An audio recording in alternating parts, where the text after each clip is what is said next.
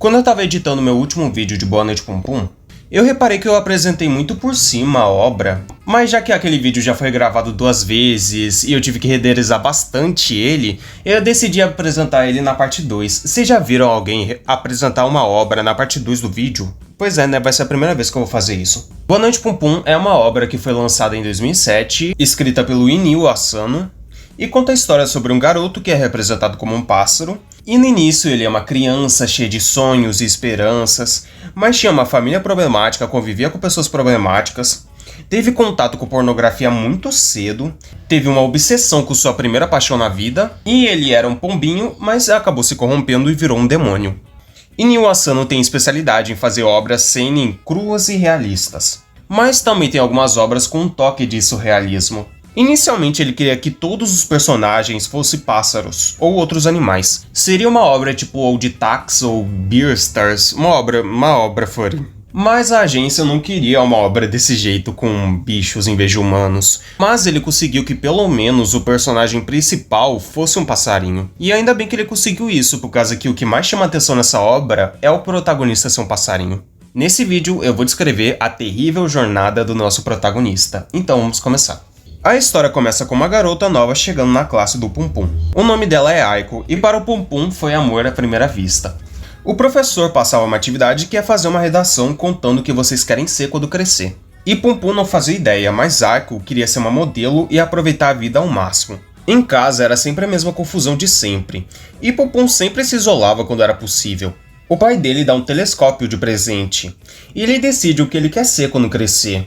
Um cientista e astronauta, e descobriu um planeta perfeito, onde seus pais não brigavam, todos eram felizes, e ele vai passar o resto da sua vida com a Aiko.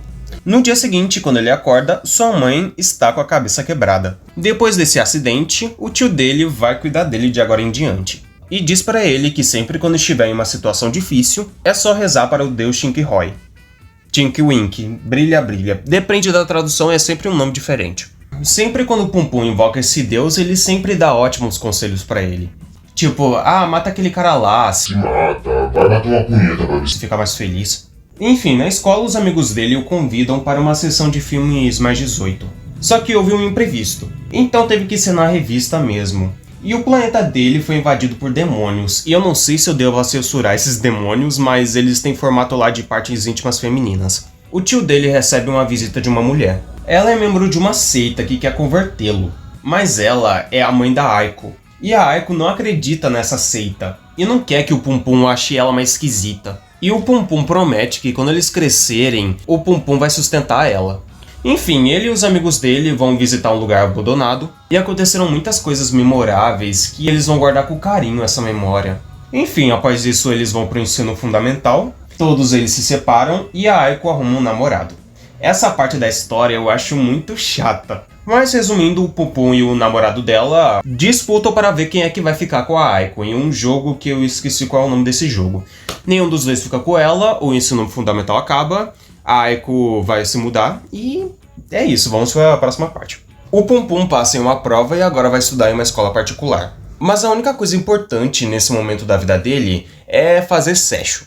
Nesse momento da história, o tio Yoichi fugiu e a Midori fica muito depressiva. E vendo ela daquele jeito, ele faz de tudo para animá-la.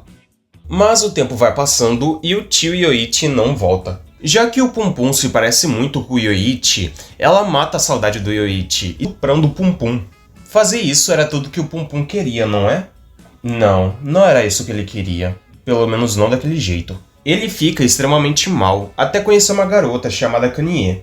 Mas antes, a mãe dele dá uma boa notícia. O seu avô morreu. Tudo bem, o Pum Pum nunca foi próximo ao avô dele. Na verdade, a mãe dele também nunca foi próxima ao avô dele.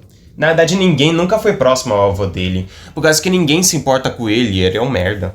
Isso só serviu para nos revelar que a Midori e o Yoichi se casaram. E os dois estavam encarando o Pum Pum de uma maneira muito esquisita. E depois o Yoichi fala pro Pum Pum que a Midori contou tudo o que eles fizeram. Eu tenho certeza que a Midori omitiu o que aconteceu para o Yoichi. Até parece que ela ia falar que, olha, eu estuprei e agora ele tá de mal comigo, e ele ficasse de mal com o Pum Pum. Ai, caminhão, eu esqueci que aqui o caminhão tem muito mais voz do que eu.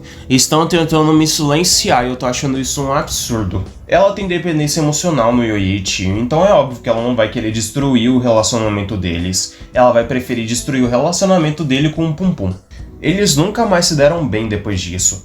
Mas no final do mangá, Midori e Yoichi tiveram uma filha. E eu achei isso estranhíssimo. Mas o Yoichi ficou muito feliz porque finalmente vai poder cuidar daquela criança que ele tanto amou de novo. E esse é o final da história do Yoichi. Bom, depois daquela reunião, a mãe do Pum Pum surta com ele, depois ela vai parar no hospital. Enquanto ela está no hospital, ele vai numa exposição de arte junto com a Kanye. E lá ela descobre as duas amigas dela, a irmã dela, que também se chama Kanye, e a Namjoon, que é uma personagem muito importante para a obra que foi introduzida aqui.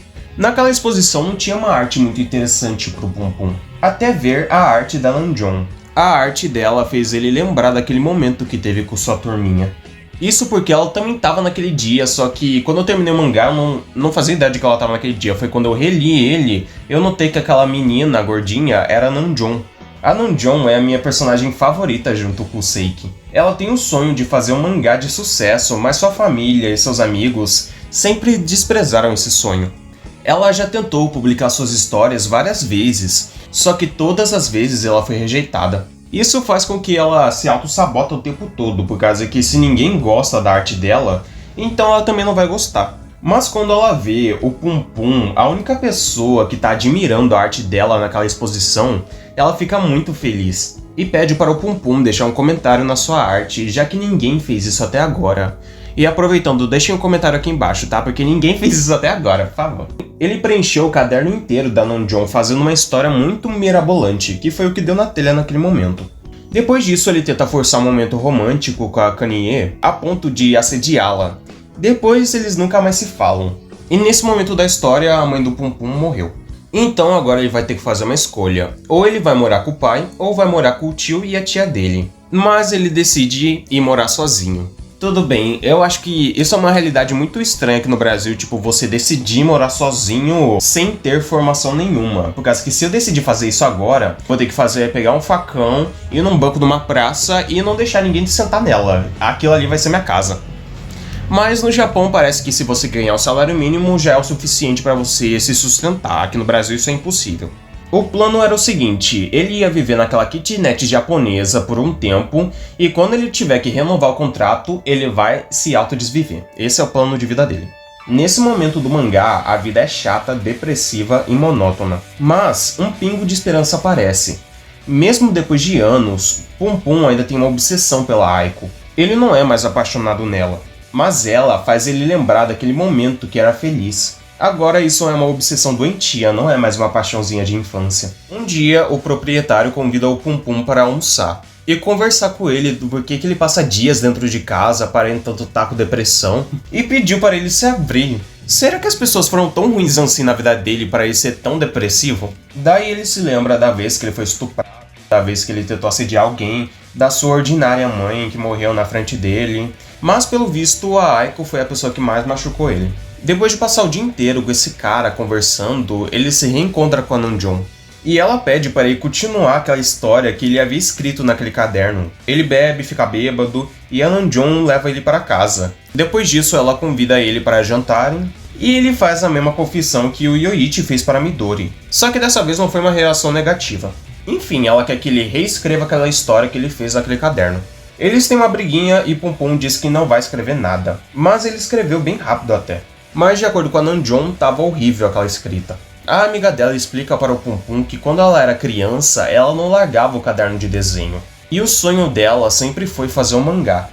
Depois que ela se formou, ela passou anos tentando realizar o seu sonho, mas sempre recusavam as histórias dela. Agora ela trabalha sendo ilustradora de livros. A Namjoon pode até ser bruta, mas no fundo ela ainda é uma criança sonhadora. Então ela não vai deixar aquele vagabundo que não faz nada da sua vida ficar se lamentando só por causa de uma paixonite de infância. Namjoon é fruto de uma traição. Por ser diferente dos irmãos, a família dela sempre chamou ela de gorda, feia, burra, sempre botando ela pra baixo. Tanto que naquele momento da história, ela comenta de que o pai dela era muito violento. Então ela passou a infância inteira trabalhando e estudando para conseguir pagar suas plásticas. Ela não tem toda essa confiança à toa, ela vendeu sua infância com seus esforços. Ela não teve tempo de ver aquela constelação quando era criança. Enquanto aquela arte pro Pum Pum representava a infância dele, pra Sachi representava uma infância perdida. Então o Pum Pum promete que vai ajudar a Sachi a escrever o mangá. E vai fazer o máximo possível para a Sachi realizar o seu sonho e não se tornar uma vagabunda que nem ele. Então começamos um novo ciclo. Pum Pum se confessa para Sachi, tem uma crise de ciúmes, faz sexo, se beijam, trabalham, mas sem perder a amizade. Passam bastante tempo como amigos. Essa parte da história é muito legal. Um ano depois eles terminam a história e mandam para a editora e a editora ridiculariza. O motivo por eles não terem gostado da história é que ninguém quer ver um slice of life super realista mostrando um dia a dia de um fracassado. Pum Pum se sente um inútil porque ele está atrapalhando o sonho da Namjoon. Mas a Namjoon realmente acredita que todo mundo deveria conhecer a história do Pum Pum.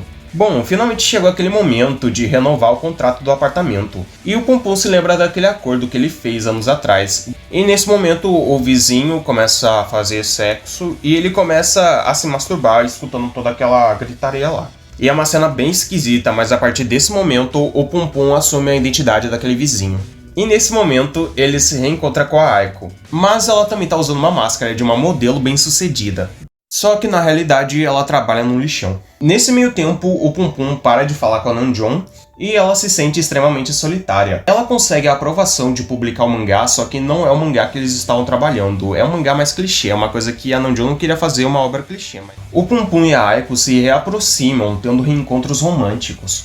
Até ele tentar mas ele não consegue. Nesse momento da história, o Pum Pum se torna uma pessoa desprezível, largando aquela identidade de pombinho, bonitinho, para se tornar um demônio. Depois de um tempo, a Aiko volta para o Pum Pum e ele vê que ela está cheia de hematomas. Tudo por causa daquela mãe maluca. Então eles vão até a casa da Aiko, matam a mãe dela e se tornam meliantes. Nesse momento do vídeo eu acho que eu vou colocar algum instrumental de alguma música da Lana Del Rey sobre mulher que apanha de homem. Acho que vai ser uma boa ideia. Finalmente ele cumpre aquela promessa que ele fez para Aiko quando era criança de fugirem juntos daquela família. Enquanto eles fogem da polícia, eles não tomam banho, eles não escovam dente, eles só comem porcaria, tendo uma vida miserável. A Aiko está lidando com isso de uma maneira muito infantil. Já o Pum Pum assumiu uma personalidade muito mais agressiva. Ele bate na Aiko, xinga ela de burra, essas coisas. Ele virou um merda. Nesse momento da história não se simpatiza com o Pum Pum. A Sachi sente saudade do Pum Pum, então ela procura ele por todos os lugares. Até chegar no dia em que a Aiko e o Pum Pum vão dormir numa cidade deserta. O céu estava muito bonito naquela noite, e a Aiko deseja que eles possam assistir esse céu bonito para sempre. No dia seguinte, quando o Pum Pum acorda, a Aiko está morta. Nesse momento da história, eu fiquei muito surpreso porque eu não estava esperando por isso. Na noite anterior, a Aiko estava tão feliz, e daí no dia seguinte, ela está morta. O Pum Pum tenta levar o corpo da Aiko para longe, até que ele acha duas crianças e se lembra que ele esqueceu sua mochila. Então ele pede para as crianças cuidarem do corpo da sua amiga que estava bêbada. Só que daí quando ele volta, as duas crianças sumiram com o corpo da Aiko. O que aconteceu com a Aiko? O mangá acaba e a gente não sabe a resposta. Então ele chega até a cidade, ele desmaia, ele é levado para o hospital. A Namjoon reencontra com ele, dizendo que o mangá deles foi aprovado e eles vão finalmente poder trabalhar nessa obra. Só que daí a pressão dele começa a baixar e os policiais que estão por perto estão dizendo que ele foi responsável por tirar a vida de uma pessoa. Nesse momento que ele está apagado, ele conversa com o espírito da Aiko, dizendo que ele preferia que ninguém soubesse que um dia ele existiu.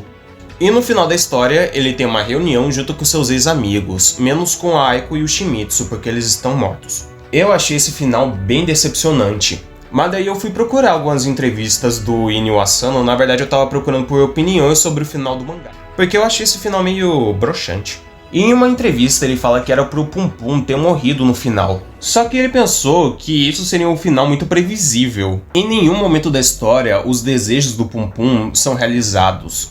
Então por que o desejo de morrer ia ser realizado? O final do Pum Pum foi o mais cruel possível. A sua vida foi se afundando aos poucos por causa dele. E no final ele não conseguiu se reerguer, que nem nas histórias de heróis. O final é em aberto, então a gente pode imaginar o que aconteceu depois disso. Talvez, se a gente for bem otimista, ele conseguiu sim se reerguer.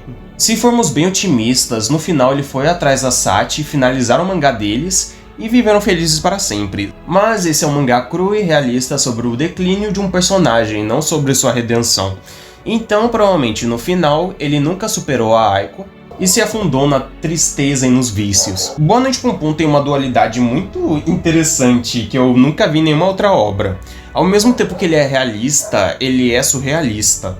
Ao mesmo tempo que a gente pode achar que os monstros, vilões e deuses que aparecem nessas histórias são apenas coisa da cabeça dos personagens, a gente também pode achar que esses monstros realmente existam. Outra coisa que eu queria comentar é que os personagens que eu apresentei, todos eles têm um ponto em comum. Eu vi que na entrevista do Inyo Asano, ele comentou que no início da história, ele queria fazer um triângulo amoroso, e tanto que o pai do Pum Pum, quando deu o telescópio pra ele, comentou sobre o triângulo no céu das estrelas. Eu achei isso daqui muito... Enfim, isso até que faz sentido por causa que todos os personagens têm uma característica em comum. Não é tipo o triângulo amoroso que nem ele falou no início, mas eu notei que todos os personagens têm um ponto em comum que faz com que suas histórias se coincidem. E ao mesmo tempo que eles estão separados, tem algum ponto em comum nas histórias. A Senhora Puniyama, o Seiki e a Sachi são pessoas amarguradas, que tratam mal até as pessoas que eles gostam. Mas isso não é culpa deles, a vida que ensinou eles a serem dessa forma, eles apenas reagem desse jeito. O Shimizu e a Aiko, após perderem a mãe deles, se tornam pessoas muito ingênuas. O Yoichi e o Pum Pum têm dificuldade para confiar nas pessoas, por causa de uma pessoa específica da vida deles. O Yoichi e a Sachi são dois artistas muito esforçados, mas a diferença é que uma prosseguiu seus esforços e o outro desistiu. A Senhora Puniyama e o Pum Pum tinham sonhos de fazer algo grandioso na vida deles, mas ambos fracassaram. Em vez de darem a volta por cima, eles decidiram esperar sua vida virar de ponta cabeça. É uma grande ironia eles se parecerem, enquanto a maioria nunca nem se encontrou. Essa dualidade e realismo faz com que esse mangá seja muito único. E é isso que eu gosto desse mangá. Enfim, se você gostou do vídeo, deixa o like, se inscreve no canal e comenta. E é isso, tchau, tchau.